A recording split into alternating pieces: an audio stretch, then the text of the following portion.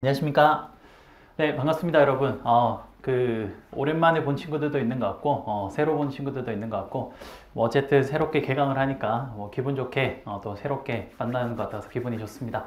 자, 여러분들, 오늘부터, 우리 1순환, 인사관리 진행을 해보도록 하겠습니다. 우선, 첫날이기도 해서 간단하게 제가 1순환 수업을, 1기 수업을 어떻게 진행할 건지를 가볍게 좀 설명을 하면서 좀 진행을 해보도록 하겠습니다. 자, 우선 여러분들 제 이름은 알고 계신가요? 그렇죠? 그렇죠. 조여은이라고 합니다. 여러분들 오늘부터 이제 수업을 진행을 할 건데요. 자, 우선 요거부터 이야기 잠깐 할게요. 제가 다른 선생님들이랑 좀 다르게 수업을 좀 진행을 하고 있습니다. 그게 이제 여러분들 일반적으로 1순환, 1기 수업이라고 하면 월요일부터 금요일까지 쭉 수업을 진행하잖아요. 그쵸? 근데 저희는 수업을 월, 화, 그 다음 수요일 하루 쉬고 목, 금 이렇게 진행을 할 겁니다. 자, 이것 때문에 좀 오해가 좀 있는데요. 그것부터 먼저 좀 풀고 진행하겠습니다.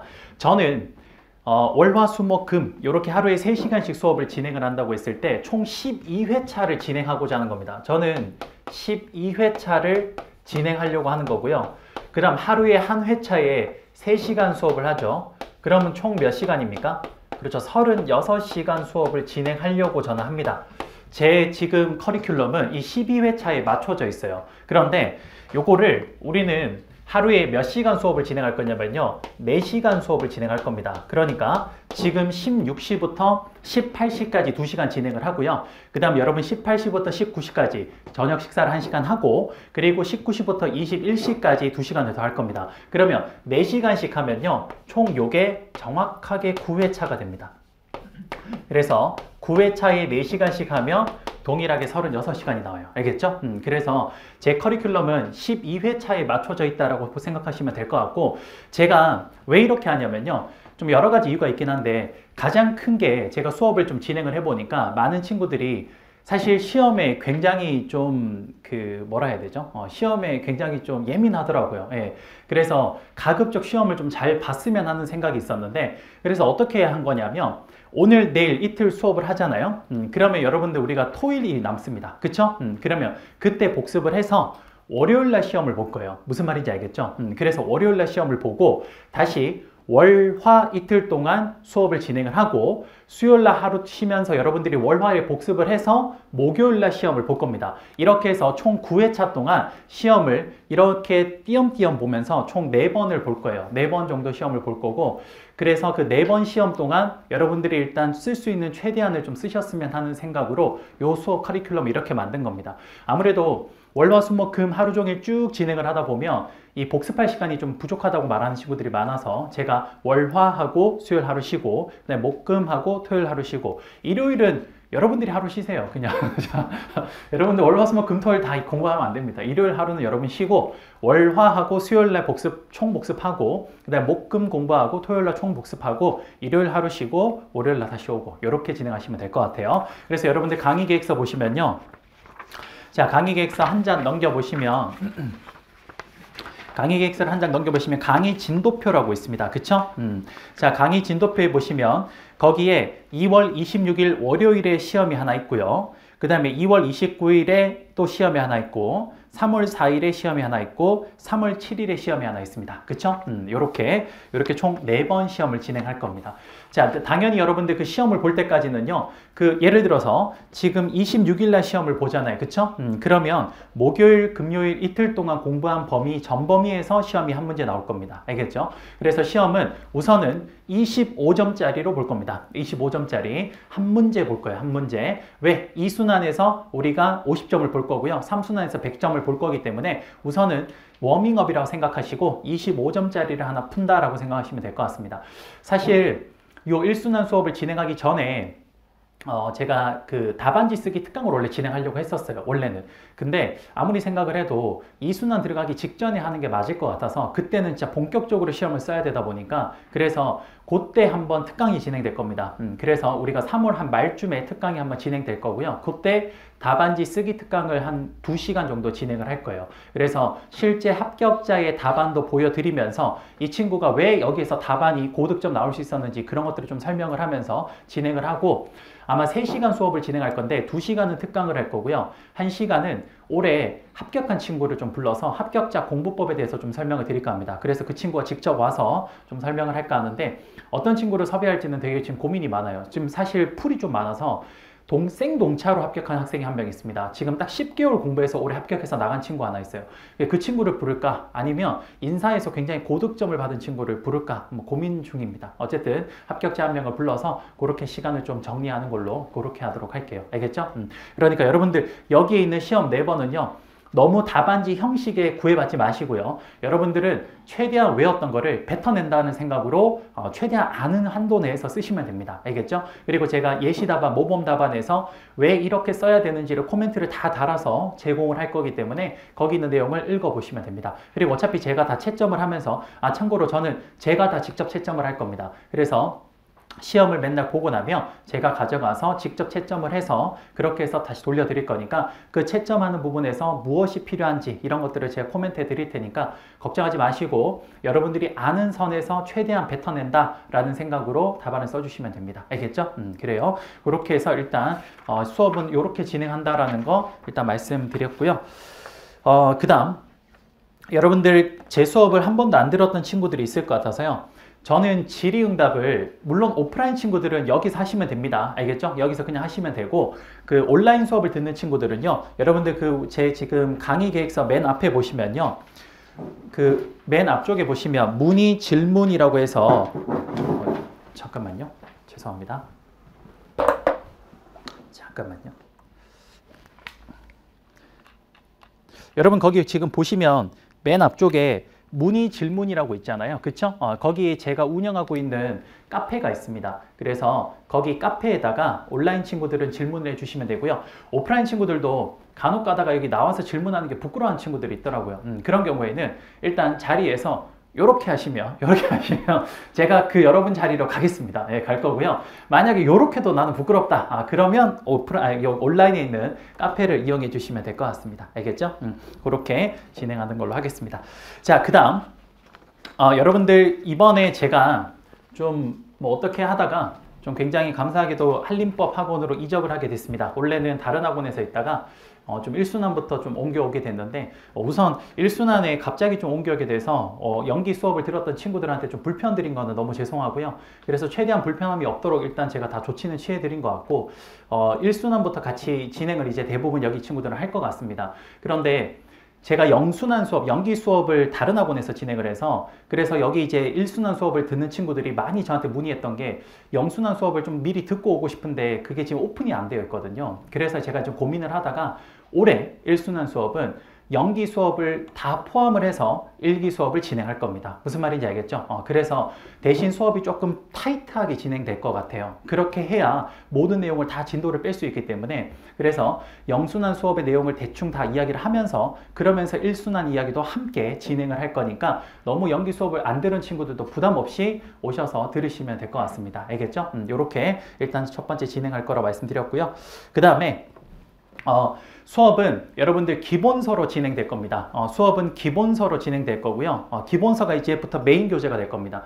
자, 여러분들 제가 합격자들의 공통점이 하나 있는데요. 그 친구들의 공통점이 기본서를 정말 꼼꼼하게 공부하는 친구들이 많았어요. 대체적으로 다 그래요. 그래서 항상 기본서를 중심으로 공부를 하셔야 됩니다. 근데 제가 단권화 노트라고 만들어 놓은 게 있어요. 그건 왜 만들었냐면 여러분들이 기본서를 공부하다가 이동하시는 시간이 있을 거 아니에요. 그쵸? 그럴 때 여러분들이 그걸 들고 다니면서 여러분 거기는 이제 간단하게 적혀 있습니다. 그쵸? 그러다 보니까 그걸 보면서 내가 공부했던 게 어떤 게 있었다라고 한번 되뇌일 수 있는 그런 용도로 사용한 거고 그리고 단권화를 원하는 친구들이 꽤 많아요. 그래서 거기에 단권화를 원하는 친구들은 집약해서 만들라고 만들어 놓은 겁니다. 하지만 공부는 무조건 기본서로 하셔야 돼요. 알겠죠? 기본서가 가장 풍부하고 가장 내용이 다 담겨 있기 때문에 기본서로 공부하셔야 됩니다. 알겠죠? 올해도 기본서로 공부를 열심히 했던 친구들은 대체적으로 성적이 다 좋았어요. 그러니까 기본서를 중심으로 꼭 공부를 하셔야 되고 단권화 노트를 그것만 주구장창 공부하시면 안 됩니다. 알겠죠? 그거는 어디까지나 서브용이에요. 서브용. 알겠죠? 무조건 공부는 기본서로 하셔야 됩니다. 기본서로 하시고 제가 최대한 좀 물 새는 게 틈이 없도록 올해는 제가 좀 촘촘하게 좀 강의를 진행할까 합니다. 그래서 2기랑 3기 때도 제가 최대한 좀 물 새는 곳이 없도록 좀 꼼꼼하게 기본 개념이나 혹은 추가 개념 혹은 혹시 나올 것 같은 심화 개념 같은 것들도 같이 정리를 해서 보여드릴 테니까 그것도 따로 모아놨다가 나중에 시간이 되실 때 쭉 보시면 돼요. 하지만 그 모든 걸 떠나서 딱 한 번 하나를 봐야 된다면 무조건 기본서입니다. 올해도 역시나 기본서에서 제 기본서에서 모든 문제가 다 나왔기 때문에 반드시 기본서를 중심으로 공부하셔야 됩니다. 알겠죠? 다시 한번 말씀드리면 강의 노트, 단고나 노트는 서브용이라는 거 그걸 잊지 않으셨으면 좋겠습니다. 알겠죠? 그래서 기본서로 중심으로 공부해 주시면 됩니다. 그리고 수업은 기본서로 진행을 할 거고요. 그 연기 수업을 함께 좀 진행할 거기 때문에 판서 한 판, 어찌 보면 저한테 시그니처 같은 존재인데 판서 한 판을 같이 할 겁니다. 그래서 판서 한 판 노트랑 그 다음에 기본서를 꼭 들고 오셨으면 좋겠습니다. 알겠죠? 그 두 개. 혹시 판서 한 판을 안 들고 온 친구는 제가 여기서 띄워서 보여드릴 거니까 너무 걱정 안 하셔도 됩니다. 그래서 그렇게 판서 한 판과 기본서를 중심으로 수업을 한다라고 생각하시면 되겠습니다. 자, 그 다음 자, 잠깐 하나만 또 말씀드리고 진행할게요.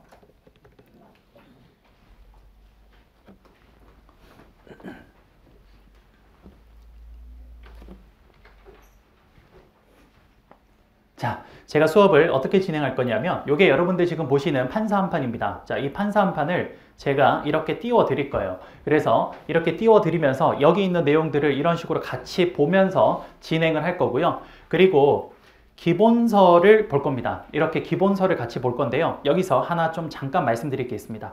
자, 뭐냐면요. 자, 잠깐만요. 자, 여러분들 보면요. 기본서 가지고 계신 분은 페이지 134페이지를 한번 펴볼까요? 그냥 샘플로 하나 잠깐 볼 겁니다. 100페이지, 134페이지. 자, 제가 여러분들 기본서에 최대한 여러분들이 공부하기 쉽게 웬만한 내용들을 다 줄을 그어놨습니다. 일단 기본적으로 줄을 다 그어놨어요. 다 그어놓고 그 다음 제가 제 수업 강의 노트로 쓰고 있었던 것들을 제가 원래 수업용으로 쓰고 있었던 것들을 그 코멘트를 옆에 다 달아드렸습니다. 그래서 필요한 부분은 웬만한 것들이 다 코멘트가 달려 있어요. 그런데 제가 하고 싶은 말이 뭐냐면 여러분들 제가 줄을 다 그어드렸는데 그 줄이 크게 두 가지 의미를 갖고 있습니다. 첫 번째는 뭐냐면 최중요선이 하나 있어요. 그게 뭐냐면 실선입니다. 실선. 지금 보시면 페이지 134페이지를 보시면요. 위에서 성과 업적 평가라고 해서 여기에 첫 번째 줄에 보시면 업적은 개인 및 팀 조직 목표 달성에 대한 공헌도를 말한다. 보이십니까? 요게 실선입니다. 요 실선은 최중요 포인트라고 보시면 돼요. 그러니까 반드시 여기 있는 내용은 암기를 하시고 그리고 대표적으로 이런 내용은 시험에 답안에 현출할 수 있도록 노력해 주시면 가장 좋을 것 같습니다. 알겠죠? 이게 최중요입니다. 요거 최중요 키포인트로 꼭 기억해 놓으시면 되고요. 두 번째로 중요한 게 뭐냐? 점선입니다. 그래서 거기 두 번째 줄에 보시면요. 조직 목표 달성의 공헌도를 개인별로 측정하는 데에는 한계가 있다. 보이십니까? 예, 요게 점선입니다. 점선. 그래서 여러분들 저는 좀 권해드리고 싶은 게 형광펜을 두 개를 쓰셨으면 좋겠어요. 저 같은 경우는 이게 제가 공부하는 방법 중에 하나였는데 저 같은 경우는 최중요의 내용에 좀 밝은 색을 써요. 그래서 저 같은 경우는 노란색이나 이런 좀 밝은 색을 여기에다 그어주고요. 그 다음 조금 덜 중요한 부분은 약간 어두운 색을 써요. 그래서 눈에 가시적으로 빠르게 훑을 때는 이게 더 잘 보이게 만드는 겁니다. 무슨 말인지 알겠죠? 그래서 여기 있는 것들을 이렇게 여러분들이 활용해 주시면 됩니다. 다시 한번 말씀드리지만 실선이 가장 중요하고요. 점선은 그 다음 중요한 내용이라고 보시면 됩니다. 알겠죠?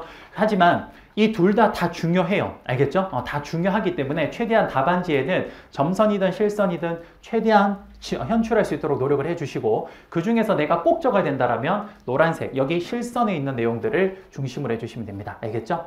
자, 그 다음 하나만 더. 여기에 실선, 점선이라고 표현을 했는데요. 이 실선, 점선이 다른 의미를 가지고 있는 게 딱 하나가 더 있습니다. 그게 뭐냐면 장점과 단점을 구분할 때 역시 이렇게 해놨어요. 그래서 장점은 역시 실선으로 되어 있고요. 단점은 점선으로 되어 있습니다. 그러니까 쌤 그거는 그러면 구분을 어떻게 하나 읽어보면 알 수 있어요. 충분히 알 수 있기 때문에 그래서 이 실선과 점선의 의미는 딱 그 두 가지입니다. 실선은 가장 중요하거나 장점, 그 다음 점선은 덜 중요하거나 덜 중요하다는 건 좀 그런데 어쨌든 약간 덜 중요하거나 뭐 어쨌든 덜 중요하네요. 어쨌든 덜 중요하거나 혹은 단점이라고 보시면 되겠습니다. 자, 그렇게 진행하는 걸로 할게요. 자, 그 다음 그 연기 수업을 타 강사님한테 듣다가 오신 분도 있을 겁니다. 그런 분들도 왜 이러죠?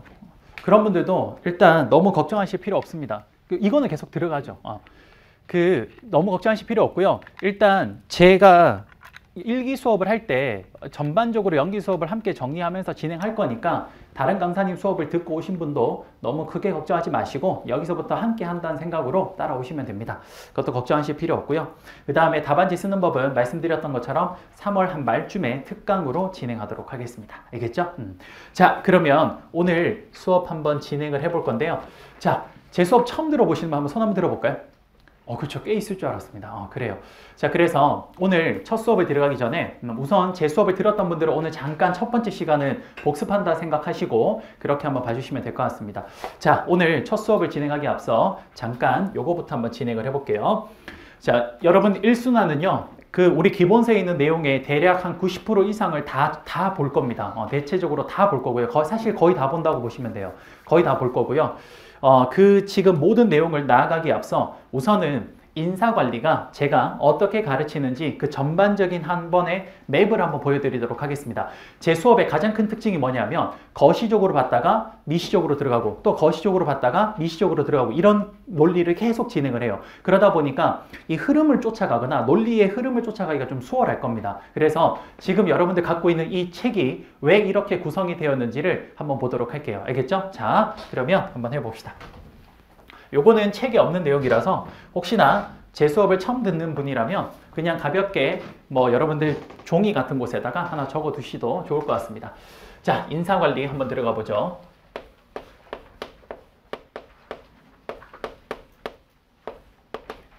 자, 인사관리 한번 들어가 보겠습니다. 자, 인사관리는요, 여러분들, 인사관리의 목표가 뭐냐라고 하면요, 이렇게 표현할 수 있어요. 인사관리의 목표는 바로 적재, 적소, 배치라고 이야기를 할 수 있습니다. 뭐라고? 인사관리의 가장 큰 핵심은 적재, 적소, 배치라고 보시면 됩니다. 자, 적재, 뭡니까? 적합한 인재를, 적소, 적합한 장소, 일에다가 배치하는 것을 말해요. 이게 인사관리의 적재, 적소, 배치가 되겠습니다. 그러면 지금부터 우리는 인사관리의 저 목표를 달성하기 위해서 어떻게 인사관리가 쫙 흘러가는지를 한번 보겠습니다. 자, 가장 첫 번째, 인사관리를 하려면 우선 기초 자료를 수집해야 됩니다. 기초 자료 수집. 자, 첫 번째, 기초 자료 수집을 먼저 해야 돼요. 적재, 적소, 배치를 하려면. 자, 이게 무슨 말인지 한번 해보겠습니다. 인사관리는 크게 4단계로 이루어지는데 첫 번째가 기초 자료 수집이에요. 이게 무슨 말이냐? 한번 해볼게요. 가장 첫 번째로 우선 여러분들 적재, 적소, 배치를 하려면 우선 적합한 인재가, 그러니까 우리 회사에 적합한 인재가 누가 있는지를 알아야 되고, 두 번째, 적합한 일이 뭐가 있는지를 알아야 됩니다. 그쵸? 그래서 일과 사람에 대해서 알아야 되기 때문에 가장 먼저 해야 되는 건 뭐냐? 일단 일에 대해서 먼저 파악을 해야 돼요. 그래서 이걸 직무관리라고 합니다. 직무관리. 자, 가장 첫 번째 직무관리부터 해야 돼요. 자, 여러분들 직무관리는요, 이렇게 진행합니다. 직무관리는 어떻게 진행하냐면요, 직무관리는 첫 번째. 자, 직무관리는 가장 첫 번째로 일단 직무. 자, 우리 회사에 무슨 일이 있는지, 그렇죠. 그걸 쭉 한번 훑어야 될 겁니다. 그렇죠? 그래야 무슨 일이 있는지를 알아야, 그래야 그 일에다가 사람을 배치할 거 아닙니까? 그렇죠? 그래서 직무관리의 가장 첫 번째는 우선 직무 분석이 되겠습니다. 직무 분석. 자, 직무 분석이라는 건 어려운 게 아닙니다. 뭡니까? 우리 회사에 무슨 일이 있는지를 쭉 한번 살펴보는 거라고 보시면 돼요. 알겠죠? 자, 그 다음 두 번째. 직무 분석을 했어요. 우리 회사에 무슨 일이 있는지를 쭉 한번 살펴보고 난 뒤에는 두 번째 뭘 해야 되냐? 직무 평가라는 걸 합니다. 자, 두 번째 뭘 하냐? 두 번째 직무 평가를 해요. 직무 평가. 자, 여러분들 직무 평가라는 거 뭐냐면요, 직무의 서열, 직무의 난이도를 결정하는 거라고 보시면 됩니다. 여러분, 우리 일이라는 건 사실 어려운 일도 있고 쉬운 일도 있잖아요. 그쵸? 그래서 우리가 이 지금 일의 난이도, 일의 서열을 왜 결정하는 거냐면 가장 중요한 건 이것 때문입니다. 적재, 적소 배치. 그러니까 어려운 일에는 어떤 사람을 배치해야 됩니까? 아무래도 그렇지 실력이 좋고 능력이 좋은 사람을 배치해야 될까요? 그쵸? 반면에 일 자체가 좀 난이도가 떨어지거나 일의 가치가 떨어지거나 혹은 난이도가 쉬운 직무는 어떻게 하면 됩니까? 아무래도 좀 상대적으로 능력이나 실력이 좀 낮은 사람을 배치해도 되겠죠. 그쵸? 그러다 보니까 우리가 바로 적재적소 배치를 하기 위해서 가장 우선순위는 무슨 일이 있는지를 파악을 하고 그리고 그 일들의 뭡니까? 서열 결정을 하는 것, 난이도 결정을 하는 게 두 번째라고 보시면 됩니다. 됐죠? 그래요. 자, 그러면 예를 들어서 직무 분석을 통해서 우리 회사에 A라는 일도 있고 B라는 일도 있고 C라는 일도 있다고 해볼게요. 됐죠? 그러면 이 세 가지의 일을 서열 결정을 해봤더니 예를 들어서 해봤더니 그냥 A가 가장 난이도가 높고 B가 그 다음이고 그 다음 C라고 해볼게요. 이렇게 됐다고 해봅시다. 됐죠? 여기 첫 번째 뭡니까? 직무 분석, 직무 평가가 되겠습니다. 직무 관리라 그래요. 알겠죠? 그 다음 두 번째는요. 자, 적재적소 배치입니다. 그러면 우선 적소, 일에 대해서 공부를 했다면 그 다음 뭘 알아야 돼요? 적재, 사람에 대해서 알아야 돼요. 그쵸? 그래서 두 번째는요. 종업원 자체를 관리해야 됩니다. 그래서 이걸 종업원 관리라 그래요. 종업원 관리. 종업원 관리. 자, 종업원 관리 뭔지 한번 볼까요? 종업원 관리. 종업원 관리도 똑같습니다. 직무 관리랑 똑같이 하면 돼요. 첫 번째 뭐부터 하면 되냐면요. 일단 우리 회사에 누가 있는지를 파악해야 돼요. 그래서 그걸 우리는 종업원 분석이라고 합니다. 종업원 분석. 종업원 분석. 우리 회사에 누가 있는지를 쭉 파악을 하고요. 그리고 난 뒤에는 그들의 서열 결정을 하는 겁니다. 그러니까 사람마다 사실 실력이 좋은 사람과 실력이 낮은 사람, 성과가 높은 사람과 성과가 낮은 사람으로 구분이 되잖아요. 그쵸? 그래서 종업원들이 누가 있는지를 파악하고 난 뒤에는 그 다음 뭘 해야 됩니까? 그 다음은 종업원 서열 결정을 하는 종업원 평가를 해야 됩니다. 종업원 평가. 이렇게 돼요. 됐죠? 자, 그러면 한번 봅시다. 우리 회사에 누가 있는지를 확인해 봤더니 1번이라는 친구도 있고 2번이라는 친구도 있고 3번이라는 친구도 있다고 해볼게요. 이게 종업원 분석이 됩니다. 됐죠? 그리고 난 뒤에 이들의 서열 결정을 한번 해봤더니 1번이 가장 실력이 좋고 2번이 그 다음이고 그 다음 3번이다. 이렇게 한번 해볼게요. 요게까지가 뭡니까? 직무평가와 종업원 평가가 되겠습니다. 됐죠? 여러분 이 둘을 왜 하는지는 알겠죠? 왜 합니까? 적재, 적소 배치하기 위해서. 그쵸?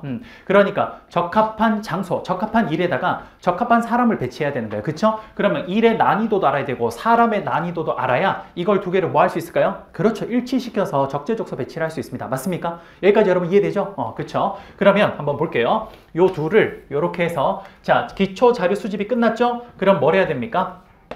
그럼 이제 이걸 해야 됩니다. 뭘 해야 되냐면 자, 여기 직무와 사람을 매칭시켜야 되는데 왜? 배치해야 되니까. 그래서 여기서 직무가 있고 그 다음 여기에 사람이 이렇게 있다면 직무와 사람을 지금부터 뭐 합니까? 배치시켜야 됩니다. 기초자료 수집이 끝이 나면 이 둘을 배치해 줘야 돼요. 그쵸? 그런데 이 둘이 만약에 이퀄이라고 해볼게요. 그럼 뭐가 됩니까? 직무의 난이도에 맞는 거기에 걸맞는 사람을 딱 배치를 하면 뭐가 됩니까? 적재, 적소 배치가 실현이 된 겁니다. 그쵸? 요게 인사팀의 가장 주된 목적이라고 보시면 돼요. 알겠죠? 그런데 현실은 어떻습니까? 실제로 이렇게 배치될 확률이 거의 없습니다. 그래서 현실은 어떠냐? 직무의 난이도가 사람의 난이도보다 더 높거나 사람의 난이도가 직무의 난이도보다 더 높은 경우가 있을 수 있다는 겁니다. 그쵸? 실제로 여러분 저도 회사 생활을 정말 한 10년 가까이 했는데 회사 다닐 때 인사팀이 인사 이동철에 욕을 안 먹는 경우를 본 적이 없어요. 항상 뭐냐 나는 왜 여기 배치했냐 이러면서 항상 욕을 합니다. 그래서 직무의 난이도와 사람의 난이도를 사실 이퀄이 되게 만드는 거 적재적소 배치하는 건 생각보다 굉장히 어려워요. 그래서 우리는 기초 자료 수집을 통해서 이 둘의 난이도를 비교해서 배치를 잘 하려고 노력을 했는데 그 노력이 생각보다 잘 안 되는 경우가 있는 거죠. 그러면 이제 어떻게 해야 됩니까? 여러분 우리 경영학에서는요. 부등호가 나오면 문제라고 인식을 하고 항상 이퀄 해결해야 됩니다. 그래서 기초 자료 수집이 끝이 나고 나면요. 그 다음 두 번째 뭘 하냐? 바로 관리라는 걸 합니다. 두 번째 관리. 자, 관리는 딴 게 아닙니다. 관리는 바로 여기에 있는 부등호를 이퀄이 되게 만들어주는 과정이라고 보시면 될 것 같아요. 관리. 자, 그래서 나오는 게 두 번째 관리가 되겠습니다. 자, 됐습니까? 좋아요. 자, 그러면 한번 볼게요. 관리 어떻게 하는지 한번 보겠습니다. 자, 관리의 첫 번째 한번 들어가 봅시다. 관리의 첫 번째는요. 자, 여러분 한번 봐봐. 여기 직무가 있고 사람이 있습니다. 여기 직무, 즉 적소가 있고 적재가 있는데요. 이때 직무가 예를 들어서 A라는 가장 어려운 직무라고 해볼게요. A라는 가장 어려운 직무가 있는데 그 직무를 담당하는 사람이 우리 회사에서 가장 똑똑하고 실력이 좋다는 1번이라는 친구를 여기다가 배치했습니다. 그런데 여전히 부등호가 어떻냐? 이런 방향이에요. 알겠죠? 즉 A라는 직무를 담당할 수 있는 사람이 우리 회사에서 가장 실력이 좋은 1번인데 1번 친구를 배치를 해놨는데 여전히 직무의 난이도가 더 높은 경우인 거죠. 그렇죠? 자, 그러면 이 직무는 어떻게 해야 됩니까? 포기해야 됩니까? 아니죠. 이 직무를 담당할 수 있는 사람을 어떻게 해야 됩니까? 그렇죠. 외부에서 데려와야 될 겁니다. 그렇죠? 바로 이 경우에 첫 번째 이 경우를 이퀄이 되게 만들 수 있는 첫 번째 경우가 뭐냐면 첫 번째 경우가 바로 외부에서 사람을 데려오는 겁니다. 그걸 우리는 약간 유식한 말로 모집 앤드 선발 관리라고 이야기를 해요. 모집 선발 관리. 모집 선발 관리라고 이야기를 합니다. 무슨 말인지 이해되죠? 안 어렵죠? 그 다음 두 번째, 요번에는 A라는 직무가 여기 있는데 누가 담당했냐? 2번이 담당하고 있습니다. A라는 가장 어려운 직무를 2번이 담당하고 있어요. 그런데 부등호가 어떻게 됐냐? 이렇게 됐어요. 그런데 2번이 담당을 하고 있는데 우리 회사에 그럼 A라는 직무를 담당할 사람이 있냐? 잘 찾아보니까 1번이라는 친구가 여기에다가 딱 배치가 되면 이퀄이 될 것 같습니다. 이걸 우리는 우리 회사 내부에 있는 다른 사람을 다른 직무, 다른 곳으로 이동을 시킨 거죠. 이걸 약간 멋있는 말로 두 번째, 그렇죠. 인사 이동이라고 이야기를 합니다. 인사 이동이 두 번째가 돼요. 이렇게. 자, 무슨 말인지 이해되십니까? 그 다음 세 번째 한번 볼게요. 직무의 난이도가 사람의 난이도보다 높아요. 즉 무슨 말이냐면 A라는 직무가 있는데 2번이라는 친구가 담당하고 있는데 즉 난이도가 직무의 난이도가 사람의 난이도보다 더 높은 경우입니다. 자, 이럴 때 또 해결할 수 있는 이 이퀄이 되게 만들 수 있는 또 다른 방법이 뭐냐면 그렇지. 이 친구를 그대로 둔 상태에서 이 친구의 실력을 어떻게 하면 됩니까? 그렇지. 올려서 신장시켜서 그래서 이퀄이 되게 만들면 되겠죠. 그걸 우리는 유식한 말로 뭐라고 하냐면 세 번째 그걸 우리는 교육 훈련 관리라고 합니다. 교육 훈련 관리라고 해요. 교육 훈련 관리. 이렇게 됩니다. 자, 이해되십니까? 오케이. 자, 여기 요 세 가지가 바로 요 과정일 때 요렇게 되는 거예요. 요렇게. 됐죠? 자, 그 다음 네 번째 한번 볼게요. 이번에는 직무의 난이도보다 사람의 난이도가 더 높은 경우입니다. 그러니까 실제 이 직무보다 사람의 실력과 능력이 더 좋은 경우죠. 그쵸? 자, 이런 경우에는 직무를 사람한테 맞춰줄 필요가 있는데 이걸 우리는 뭐라고 하냐면 직무를 사람한테 다시 설계해 준다 그래서 이걸 뭐라고 하냐? 직무 재설계 혹은 줄여서 직무 설계라고도 이야기를 합니다. 직무 설계는 바로 이 과정에서 직무를 사람한테 맞추어주는 과정이라고 보시면 돼요. 자, 여기까지 이해되십니까? 여기까지가 관리. 자, 이해되십니까? 오케이. 자, 그러면 여러분 관리했어요. 그런데 한번 또 가볼게요. 여러분 지금 보면요. 관리가 말이 좋아 관리지 이게 뭐 한 거냐면요. 사람을 뽑았어. 필요하니까 인사이동 시켜. 또 필요하니까 교육훈련 시켜. 그리고 또 잘 써먹기 위해서 직무도 재설계해줘. 이게 일종의 노동자들이 뭘 한 겁니까? 노동력을 회사에다가 제공한 거죠. 그쵸? 여러분 회사의 노동자들이 회사의 노동력을 제공을 하면 반드시 반대급부로 뭘 요구합니까? 그렇지. 임금, 보상을 요구합니다. 그래서 관리가 끝이 나면 세 번째 뭘 하냐면요. 세 번째 바로 보상관리가 들어갑니다. 보상관리. 세 번째 보상관리가 그 다음 들어가요. 이렇게 됩니다. 자, 됐습니까? 자, 여러분들 보상관리는 크게 두 가지로 나누어지는데 첫 번째는 돈과 직접적으로 관련된 경제적 보상이 있고요. 경제적 보상. 그 다음 두 번째는요. 돈과 직접적으로 관련 없지만 다른 형태로 어떤 보상을 주는 이걸 비경제적 보상이라는 게 있습니다. 비경제적 보상. 돈과 관련은 없지만 어쨌든 회사에서 나름 주는 혜택이에요. 자, 참고로 비경제적 보상은 다른 말로 유지관리라고도 합니다. 이렇게 돼요. 자, 이해되십니까? 그러면 볼게요.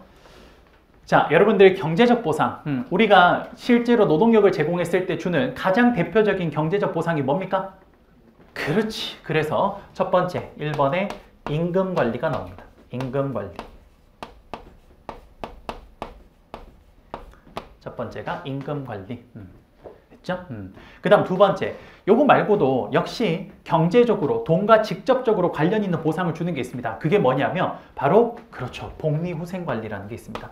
복리후생도 엄연히 돈을 주잖아요. 그쵸? 그래서 요것도 두 번째 복리후생관리가 있습니다. 복리후생관리. 이렇게 됩니다. 그러면 요 둘의 차이점은 뭐냐? 임금관리는 바로 개별적 보상이라면 사람, 종업원 한 명 한 명에게 차등 지급을 하는 개별적 보상이라며 복리후생관리는 모든 사람에게 평등하게 제공하는 집단적 보상에 해당됩니다. 요 둘의 차이점이 있죠. 이렇게 됐죠? 여러분 여기까지 이해되십니까? 어렵지 않죠? 그래요.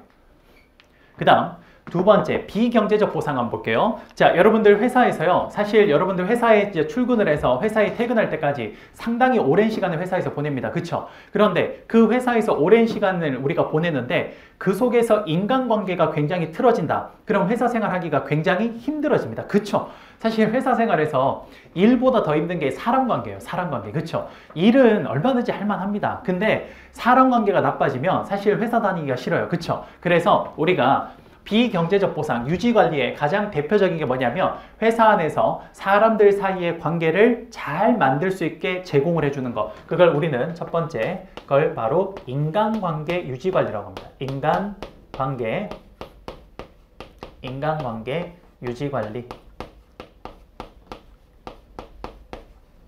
뭐 사람들의 고충 같은 걸 처리해 주고요. 그 다음에 뭐 여러 가지 뭐 성희롱 같은 거 그런 것들을 방지해 주고 뭐 이런 것들, 이 모든 기능들이 전부 다 인간관계 유지관리에 해당이 됩니다. 됐죠? 고충 같은 거 처리해 주고 하는 거, 이게 인간관계 유지관리. 우리 전체 인사관리에서 가장 어찌 보면 마이너한 주제지만 가장 갖다 붙이기가 좋은 그런 주제라고 보시면 됩니다. 직장 내 성희롱이 여기서 관련된 거 나왔었죠. 실제 기출됐던 문제 중에 하나입니다. 자, 그 다음 두 번째, 여러분 회사에서요, 인간관계 유지관리 못지않게 또 중요한 유지관리가 하나 있습니다. 그게 뭐냐면 노사의 관계가 굉장히 좋을 때 그 회사는 굉장히 좋은 형태의 회사의 모습을 갖추게 됩니다. 그쵸? 그래서 두 번째로 우리의 비경제적 보상의 대표적인 게 바로 노사관계 유지관리가 있습니다. 유지관리. 이렇게 되는 거죠. 자, 됐습니까? 됐어요. 여러분들 자 여기까지 한번 봅시다. 자 봐요. 제일 첫 번째 인사관리의 지금 우리 첫 출발점은 뭐였냐면요. 인사관리의 주된 목표가 뭔지 여기서 출발한 겁니다. 인사관리의 주된 목표는 뭡니까? 적재, 적소 배치. 그러니까 적합한 인재를 적합한 일에다가 배치하는 거예요. 그쵸? 그러면 그걸 하기 위해서 우선 무슨 일이 있는지 알고 어떤 사람이 있는지를 알아야 됩니다. 그쵸? 그래서 우선 첫 번째로 무슨 일이 있는지를 알기 위해서 직무 분석을 통해서 어떤 일이 있는지를 파악하고 그들의 서열 결정하는 직무 평가를 했습니다. 그쵸? 그 다음 두 번째, 종업원 관리, 적재를 찾기 위해서 종업원이 누가 있는지 종업원 분석을 하고 그리고 그들의 서열 결정하는 종업원 평가를 했던 거죠. 그쵸? 이렇게 해서 직무의 난이도와 사람의 서열, 난이도가 결정이 된 겁니다. 그럼 이거에 맞춰서 둘을 어떻게 하면 됩니까? 배치시키면 되는 거죠. 그쵸? 그래서 이퀄이 되게 만들면 직무의 가치와 사람의 가치가 똑같이 만들면 그럼 적재적소 배치가 실현이 된 건데 실제로 그렇게 잘 되지 않고 부등호인 경우가 더 많다. 그래서 이런 부등호일 때 이 직무를 맡을 사람이 우리 회사에 현재 없으면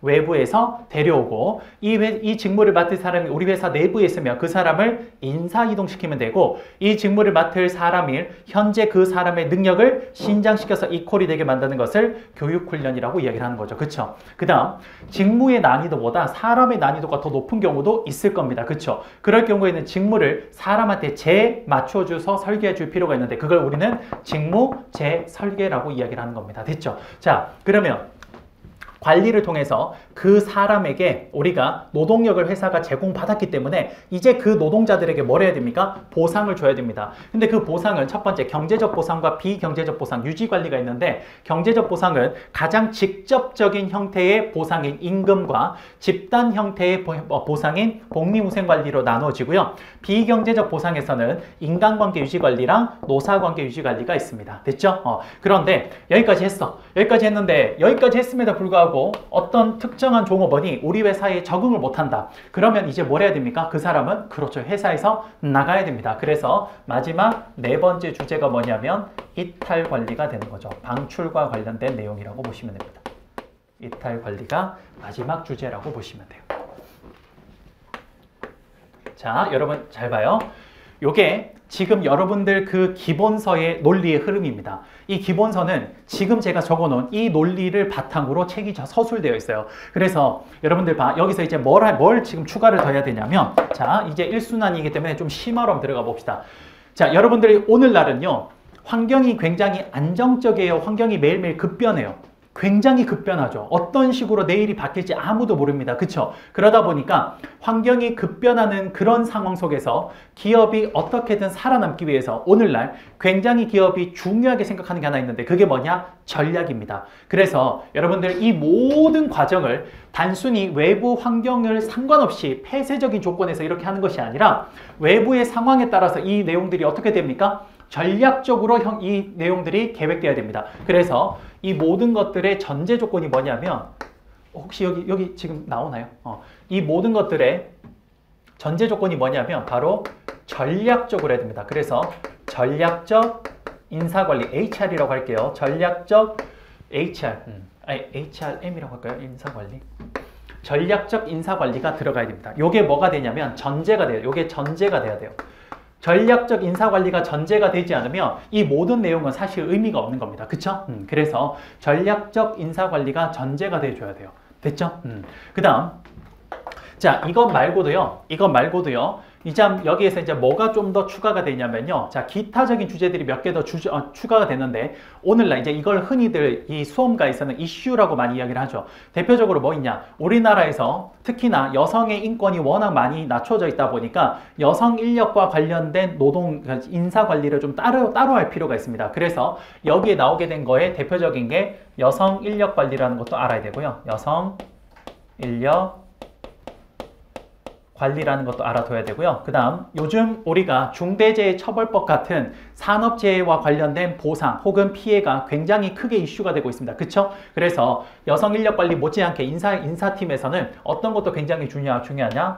산업안전관리. 산업안전관리도 굉장히 중요합니다. 산업안전관리. 자, 그 다음 이것뿐만 아니에요. 오늘날 모든 기업은요. 이 모든 과정을 국내에서만 진행하는 게 아닙니다. 어디에서도 진행합니까? 그렇죠. 해외에서도 진행을 합니다. 삼성전자 같은 경우는 굉장히 글로벌화된 기업이잖아. 그치? 그래서 이 모든 과정을 국내에서만 진행하는 것이 아니라 현지 혹은 제3국 이런 곳에서도 진행을 합니다. 그쵸? 그래서 그걸 우리는 국제인사관리라고 그러고 작년 기출이 여기서 나왔죠. 국제인사관리. 이렇게 됩니다. 자, 이해가 되십니까? 여러분 지금 제가 쭉 설명한 요 논리가 다 이해가 되십니까? 자, 그러면 여러분들 이제 여기에 다 됐으니까 한번 잠깐 볼게요.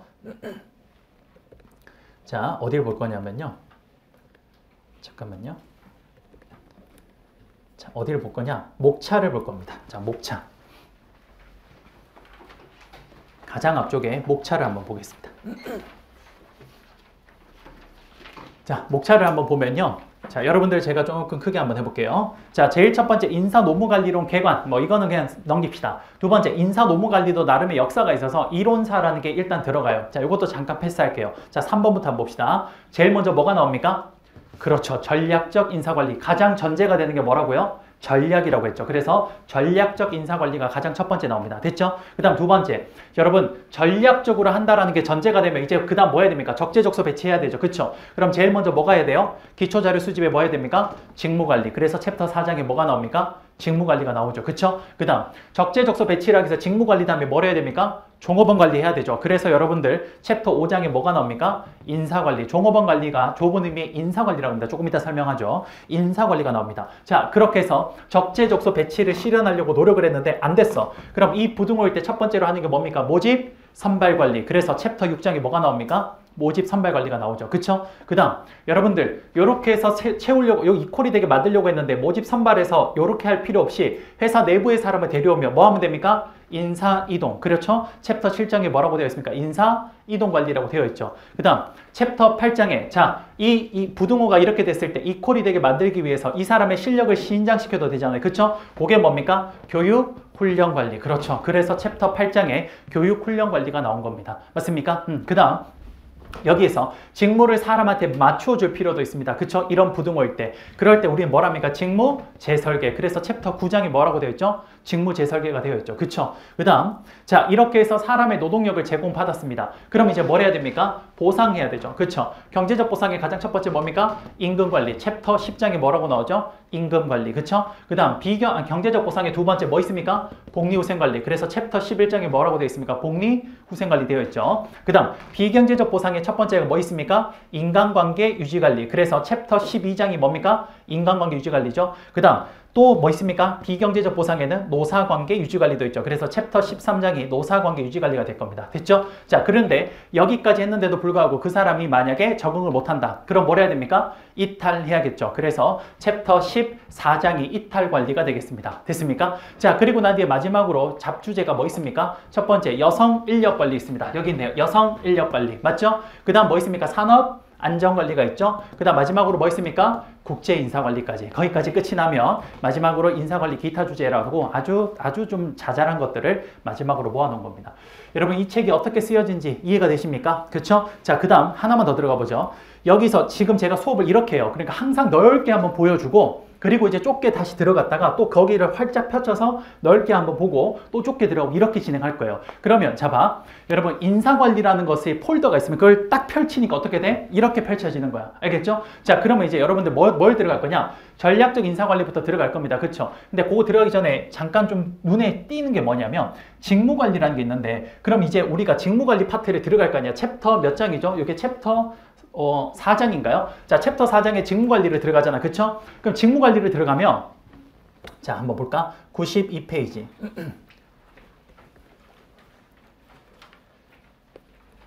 자, 94, 그 다음에 여러분들 96 한번 봐봐요. 자, 96페이지에 딱 들어가면 직무관리의 제일 첫 번째 뭐부터 나옵니까? 직무?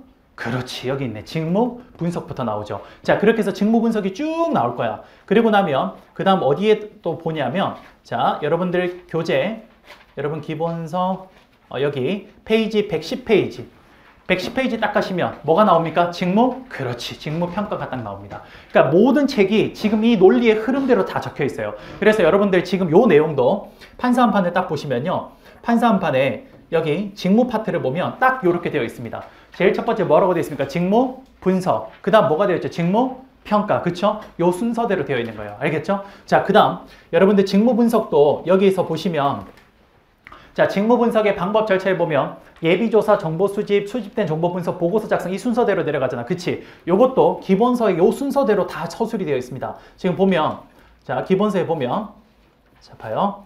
제일 첫 번째 여기 보면 직무 분석의 방법이라고 되어 있죠. 여기 직무 분석의 방법. 자, 직무 분석의 방법에 제일 첫 번째 뭐 있습니까? 예비 조사. 그쵸? 요게 몇 페이지냐면 99페이지. 자, 여러분 판사 한 판 펴놓고 한번 봐봐요. 판사 한 판 펴놓고 왼쪽에 딱 보면 제일 첫 번째 거기 직무 조사 방법에 제일 첫 번째 뭐부터 나옵니까? 예비 조사부터 나오죠. 여기 있네. 예비 조사. 예비 조사 다시 두 가지로 나눠질 텐데 직무 관련 배경 정보 수집과 직무 대표 직무를 설정한다 나오죠. 그쵸? 자, 그거 끝나고 나면 두 번째 뭐라고 되어 있습니까? 정보 수집 방법이 나오죠. 여기 있네요. 정보 수집 방법. 그쵸? 정보 수집 방법 A급 주제고 가장 시험에 잘 나올 거라고 예상이 됩니다. 나중에 해드릴게요. 그래서 정보 수집 방법의 첫 번째 뭐 있습니까? 관찰법. 그쵸? 여러분 판사 한 판 계속 같이 보면서 봐봐. 관찰법. 그 다음 두 번째 면접법. 그 다음 세 번째 설문지법, 네 번째 작업기록법, 다섯 번째 중요사건 기록법이 있을 겁니다. 맞습니까? 그 순서대로 나오죠. 자, 그리고 난 뒤에는 수집한 정보를 분석하는 게 있는데 그거는 크게 세 가지가 있습니다. 기능 중심적 분석법과 그 다음 두 번째 직위 중심적 분석법과 마지막으로 관리직 분석법이 있습니다. 그렇게 딱 되어 있죠. 그쵸? 그리고 난 뒤에 맨 마지막에 뭐라고 되어 있습니까? 보고서 작성의 직무, 기술서와 직무, 명세서. 그래서 딱 넘기면 보고서 작성에 뭐가 있습니까? 직무, 기술서와 그 다음 뭐가 있죠? 직무, 명세서가 딱 튀어나오는 겁니다. 맞죠? 모든 책과 판사 한 판이 이 논리에 의해서 적혀 있는 거예요. 무슨 말인지 이해되십니까? 그래서 공부를 하실 때 어떻게 해야 되냐면 제가 수업 때 이 내용들을 다 설명을 할 겁니다. 이렇게 넓게 거시적으로 보고 또 좁게 들어갔다가 또 거시적으로 보고 좁게 봤다가 이렇게 할 거예요. 자, 그렇게 진행을 할 때 여러분들은 수업 시간에 일단 최대한 이해를 하세요. 최대한 이해를 한 상태에서 집에 가서 복습을 하실 때는요. 차분하게 기본서를 읽을 때 어떻게 읽냐? 반드시 판사 한 판을 옆에 펴놓고 반드시 펴놓고 여러분들이 거기 있는 내용을 흐름을 따라가면서 보시면 됩니다. 무슨 말인지 알겠죠? 그래서 저랑 같이 연기 수업을 했던 친구들은 연기 때 제가 뭐를 계속 강조하냐면요. 판사 한 판에 있는 내용을 암기하라고 이야기를 해요. 그래야 흐름을 파악을 해야 여기 책에 있는 내용들이 머릿속에 구조화가 되거든요. 그래서 암기하라고 계속 제가 강조를 합니다. 그래서 여러분 일기 때도 제 수업을 처음 듣는 친구들이 있다면 제가 요 판사 한 판을 암기해서 백지 복습해서 카페에 올리라고 이야기를 많이 하거든요. 그래서 그거를 자율적으로 좀 올려주시면 제가 검토해 드릴 겁니다. 그리고 그거는 이따 끝날 때 말씀을 드릴게요. 알겠죠? 그러니까 판사 한 판 내용을 머릿속에 잘 입력을 시켜 놓으면 나중에 공부할 때 훨씬 정리가 잘 돼요. 그래서 그렇게 활용을 하시면 될 것 같습니다. 자, 여러분들 어떻게 진행되는지 아시겠습니까? 그렇죠? 수업을 이렇게 계속 진행을 할 겁니다. 알겠죠? 그래서 이렇게 일단 처음에 서두의 내용들을 좀 설명을 드렸습니다. 자, 됐고요. 시간이 조금 된 것 같은데 여러분들 조금만 쉬었다가 다음 시간 진행할게요. 잠깐만 쉽시다.